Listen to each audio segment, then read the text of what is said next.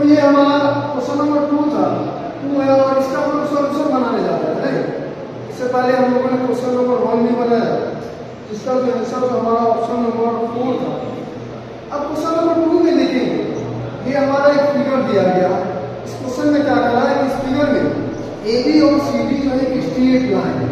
क्या देखेंगे, AB और CD एक स्ट्रेट लाइन, और आगे क्या कराएंगे, at COE equal to 90 degree, COE यानी कि ये जो हमारा एंगल दिया गया क्वेश्चन वो 90 डिग्री के बराबर दिया गया।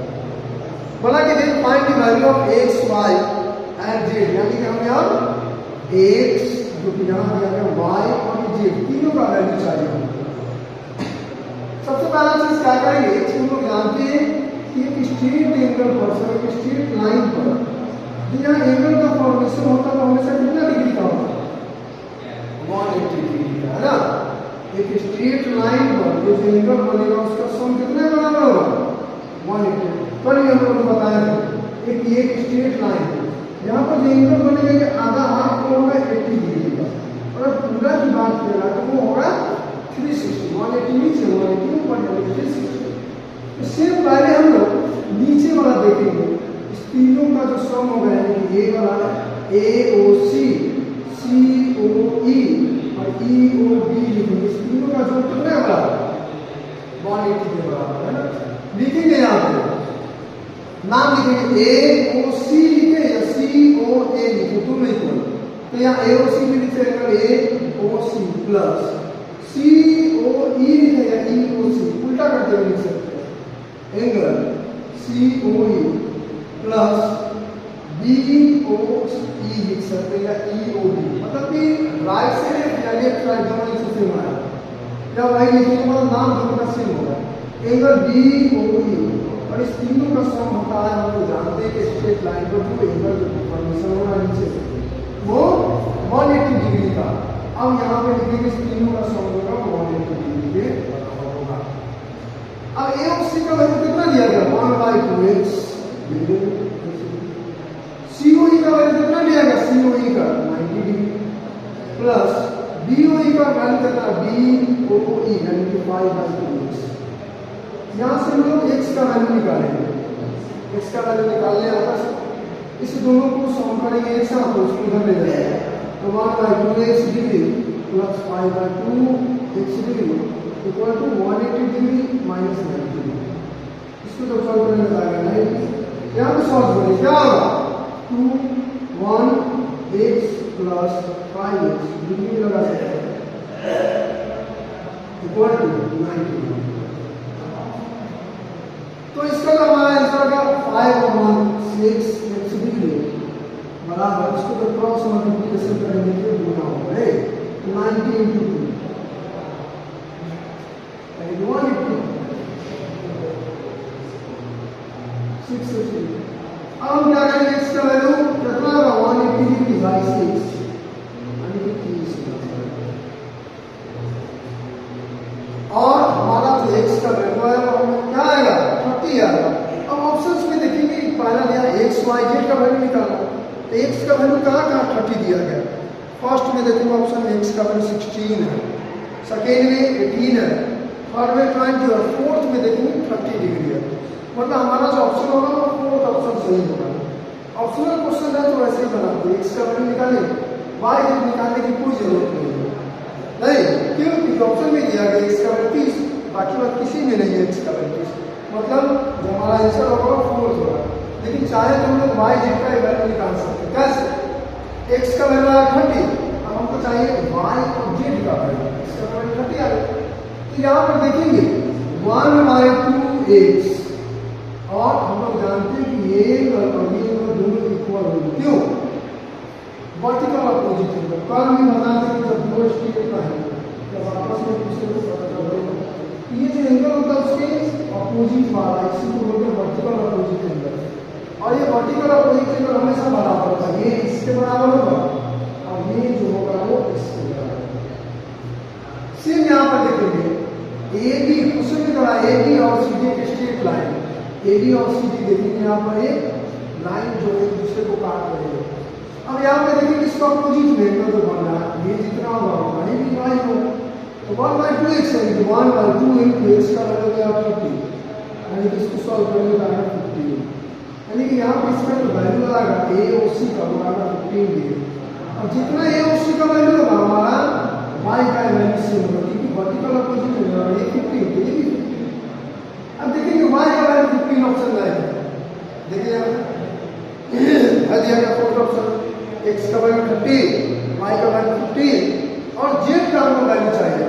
बताइए ये 15 है, ये y का वैल्यू हमारा 15 और इस दोनों का सम कितना होता है हमेशा 180 के बराबर, क्यों लीनियर पेयर, पहले बढ़ेगा स्ट्रेट लाइन पर, तो ये रे को जब ड्रॉ किया जाएगा यहाँ पर जनरल का फंक्शन होगा वो दोनों का सम 180 डिग्री होगा, क्यों अकॉर्डिंग टू लीनियर पेयर है ना।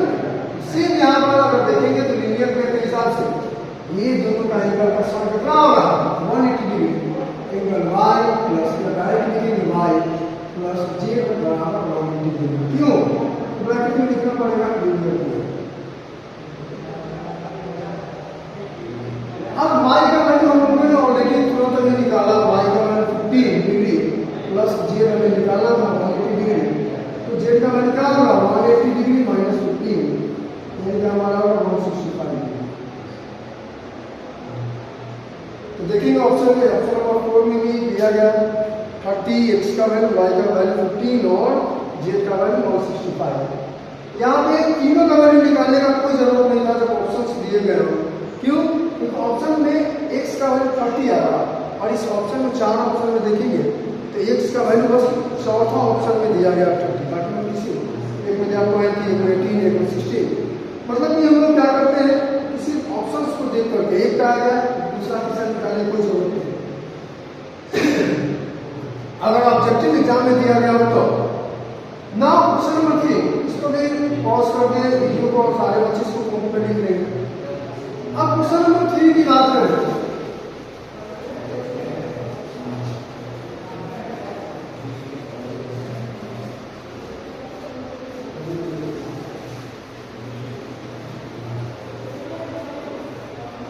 और जो भी होमवर्क या जो भी लिखना हो यहाँ पे बनाने के लिए घर पे सारे बच्चे ट्राई करेंगे बनाने का। क्वेश्चन नंबर 3 में बोला है in the given figure ACB is straight line and angle ACD ratio angle DCB equal to 2:1, 2:1.5 angle DCB। बोला एक फिगर दिया गया, इसका नाम यहाँ पर ऑलरेडी दिया गया है A B C, इसीलिए एक रे ड्रॉ किया गया जिसका नाम है B, और इसमें इस क्वेश्चन में दिया गया है एंगल ACD यानी कि हमारा ACD यानी कि ये जो एंगल दिया गया वो कितना के बराबर 2, इसका दिया गया रेशियो 2 है ना, और BCD या DCB बोल सकते हैं दिया गया, और हम लोग जानते हैं कि इस दोनों का सम हमेशा 180 डिग्री के बराबर होगा, क्यों according to the linear pair इस दोनों का सम जो होगा 180 डिग्री के बराबर होगा। तो कोई भी अगर रेशियो दिया गया तो उसमें कोई वेरिएबल को मान लेते हैं, जैसे कि 2:1 दिया गया तो उसमें कुछ ही मान लेंगे x y z, कोई एक वेरिएबल a b c कुछ, तो लिखेंगे लेट एंगल ACD बराबर 2x एंड एंगल BCD या DCB भी सकते हैं DCB बराबर, और हम लोग जानते हैं इस दोनों का सम कितना के बराबर 180 डिग्री के बराबर, तो लिखेंगे angle ACD plus angle DCB बराबर 180, क्यों लिखेंगे ब्रैकेट में लीनियर, और ACD का वैल्यू ऑलरेडी दिया गया 2x, उन्होंने लेट किया है x, मान लिया कोई वेरिएबल को मान लिया और इसको 1x, तो 3x बराबर क्या होगा 180 डिग्री, x बराबर 180 डिग्री बाई 3, यानी कि हमारा x का जो वैल्यू आएगा 60 डिग्री होगा, और हमें किसका वैल्यू इसमें चाहिए DCB का, यानी कि DCB इसका वैल्यू चाहिए, इसको 1 है तो मतलब हम उसको 1x मान लेते क्या, वही को मान लेते हैं। तो 1x देखेंगे तो 1 into x का वैल्यू हमारा आया 60, 1 into 60 यानी 60, यानी इसका वैल्यू होगा 60। और इसका वैल्यू देखा जाए तो इसको तो वैल्यू कुछ नहीं रहा क्वेश्चन में, लेकिन हम देखते हैं कि हमारा जो बना हुआ सॉल्यूशन वो सही है कि नहीं, मिलाते तो 2 मान लेते हैं कि 2x, तो 2 into और x का वैल्यू 60 यानी कि 120। अब हम लोग जानते हैं ये हो गया 120 और ये 160, सॉरी डायरेक्ट 60, दोनों का जब सम करेंगे तो हमेशा 180 के बराबर आना चाहिए। तो 120 प्लस 60 दोनों को जब ऐड किया जाए तो 180 आएगा, क्योंकि हम लोग जानते हैं अकॉर्डिंग टू लीनियर पेयर दोनों का सम होता है 180 के बराबर होता है, और यहाँ पे 180 दिया गया है। ऑलरेडी हम लोगों ने इसको प्रूव करके बता दिया कि यहाँ पे 180 आ गया है। 1x और 2x दोनों का सम कितनी है 180 के बराबर, x का वैल्यू है 60, यहाँ पर रखिए 1x यानी 1 into 60 यानी 60 आएगा, 2 into x यानी कि 2 into और x का वैल्यू 60 यानी कि 120, जो कि हमारा ऑप्शन जो होगा वो हमारा जो हमें पूछ रहा हमारा जो क्वेश्चन पूछ रहा है वो क्या पूछ रहा है, एंगल DCB, और DCB जो है वो 1x, 1 into x का वैल्यू 60 आया, मतलब 1 into 60 equal to 60, इसी जो हमारा ऑप्शन है। तो इसी टाइप से सारे क्वेश्चंस को ट्राई करेंगे, बनाएंगे, काफी इजी क्वेश्चन है। क्वेश्चन नंबर 4 में बोला if the angle of a linear pair are equal then find each angle. बोला कि अगर मान लेते लीनियर पेयर है, बोला कि अगर दोनों एंगल का इक्वल हो तो बताइए प्रत्येक एंगल कितना डिग्री का होगा। तो हम जानते हैं कि लीनियर पेयर में दोनों का सम कितना का होगा 180 डिग्री। अब हमको बोला कि इक्वल होने चाहिए, तो क्या करेंगे, इक्वल को तो बराबर, अगर ये होगा अगर 90 तो ये भी 90 होना चाहिए। सेम मतलब 180 को क्या करेंगे, दो इक्वल पार्ट में जब बांटेंगे तो कितना आएगा 90, है ना। सेम हमारा ऐसे करेंगे 182 अगर 2 से डिवाइड करेंगे तो क्या आएगा 90, और बोला कि दोनों इक्वल होने चाहिए, ये 90 होगा तो ये भी 90 होगा। अब दोनों को ऐड करके देखेंगे तो 180 आएगा, मतलब कि हमारा सही, जो कि हमारा ऑप्शन 1 सही होगा। क्वेश्चन नंबर 4 आई होप सबको समझ में आया होगा। If the angle of a linear pair are equal, then find each angle। हालांकि अगर एंगल जो है लीनियर पेयर का दोनों इक्वल है तो बताइए जो ईच मतलब प्रत्येक एंगल कितना डिग्री का होगा। हम लोग जानते हैं दोनों का सम 180 होता है, और दोनों बराबर भाग में बांटना है, इसलिए 2 से डिवाइड किया तो आया 90 और ये भी 90 होगा, दोनों का सम करेंगे तो 180 होगा।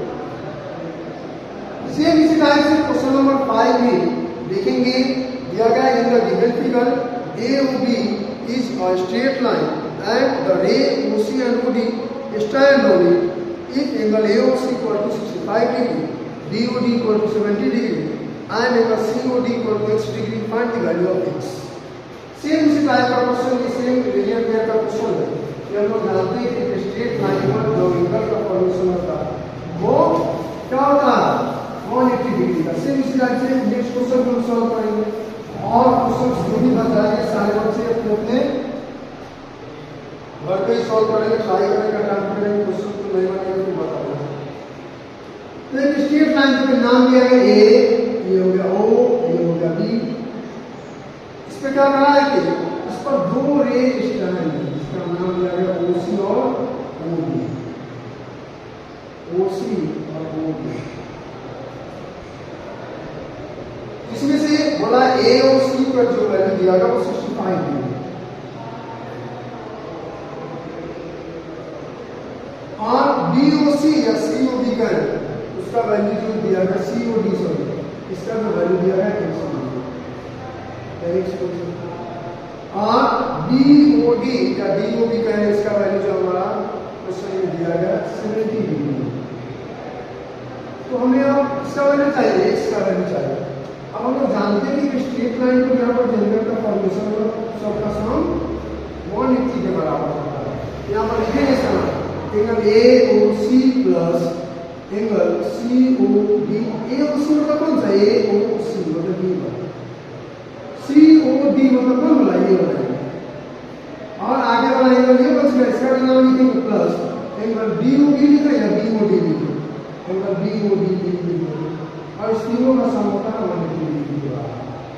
इसमें दो का वैल्यू दिया गया, ए और सी का वैल्यू दिया गया 65 डिग्री, का वैल्यू दिया गया x, क्वेश्चन में सब दिया गया, b को d का वैल्यू दिया गया 70, तो हमें x का वैल्यू निकालना है।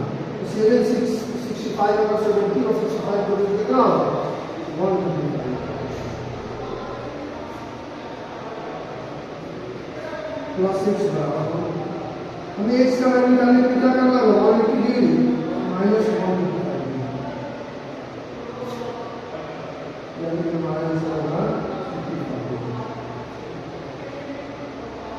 जो कि हमारा ऑप्शन नंबर 3 में दिया गया।